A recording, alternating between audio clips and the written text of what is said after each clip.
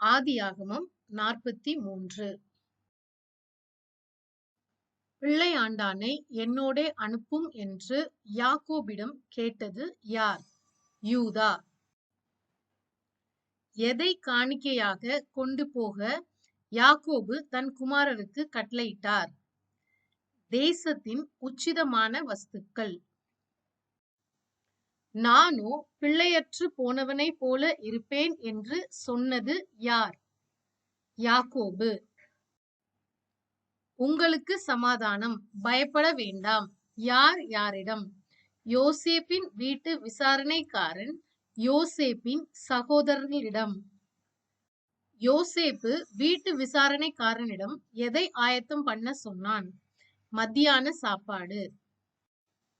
யோசேப்பின் சகோதரர் எங்கே அழைத்து கொண்டு போகப்பட்டார்கள்? யோசேப்பின் வீட்டுக்கு. மகனே, தேவன் உனக்கு கிருபை செய்ய கடவர். யார் யாரிடம் கூறியது? யோசேப்பு பென்யமீனிடம். யோசேப்பு துரிதமாய் டேஷ் போய் அங்கே அழுதான். அறைக்குள்ளே போய். யாரோடே சாப்பிடுவது எகிப்தியருக்கு அருவருப்பாய் இருக்கும்? எபிரேயரோடே. சகோதரர்களில் யாருக்கு போஜனம் அதிகமாய் இருந்தது? பென்யமீனுக்கு.